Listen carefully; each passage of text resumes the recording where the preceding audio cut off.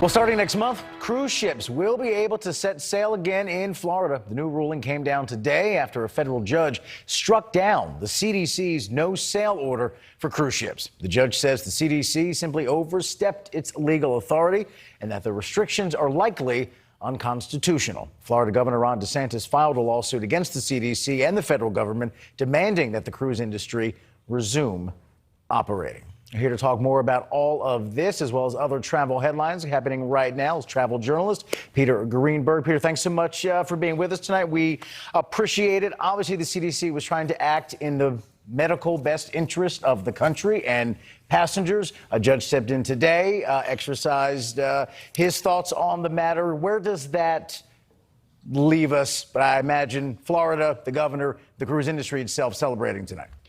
Well, maybe not. It leaves us probably back in the same old mess, because the very same judge in Tampa who issued that order, basically saying that the CDC's conditional sail order was invalid, also stayed the order and wants the two parties to go back to mediation. So for the moment, nothing has changed. The CDC order was still about 95% of passengers and 95% of crew being vaccinated as a condition to resume sailing. So the jury, if you'll excuse that expression, is still out.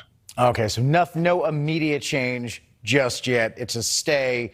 They're saying, please try to work this out. I don't want anyone to start booking cruises thinking it's all said and done. Correct. All right. Switching gears real quick to passenger refunds because of so many cancellations because of the pandemic. Where does that stand? Because some of these airlines have not released that money back out to customers just yet. Well, let me give you a number that's somewhat staggering. Airlines are still holding, by some estimates, $10 billion worth of passengers' money for flights that were canceled during the pandemic by the airlines, no fault of the passengers. There's an existing rule on the books that predates the pandemic by the U.S. Department of Transportation that states that if an airline cancels your flight for any reason whatsoever, you're entitled to a full refund, even if you bought a non-refundable ticket. A lot of airlines ignored that, or they issued passengers like vouchers or credits without actually explaining to them what the rules were. And this applies, by the way, to every airline that flies to or from or within the United States, including foreign carriers. One of the biggest offenders of that was Air Canada. They wouldn't give money back to anybody, and there were so many complaints. It was the #1 complaint filed at the U.S. DOT last year. A couple of days ago, the U.S. DOT actually took enforcement action, and they fined Air Canada a whopping $25.5 million. That's a signal to the rest of the airlines they better start paying the money back. So if I'm out there right now waiting for a refund from an airline, sit back. I should be getting it soon because the feds just sent a major signal out there like chop, chop, right? Well, what's going to happen is Air Canada is going to fight this. It may get mitigated, but the terms of the mitigation will have to be they're going to have to write some refund checks. And once that happens, precedent has been set. Stay tuned.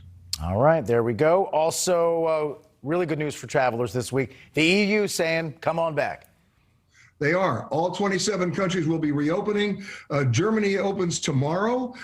Portugal opened yesterday. Last week, of course, it was France and Spain. Greece has been open since May 15th. It's going to happen, obviously, for fully vaccinated American passengers. The one holdout so far is the United Kingdom. We're waiting to see what they're going to do. But the rumor is July 19th is the magic date for them to change their traffic light system, put Americans who are vaccinated in the green light category, which will then allow us to go to the United Kingdom without quarantine.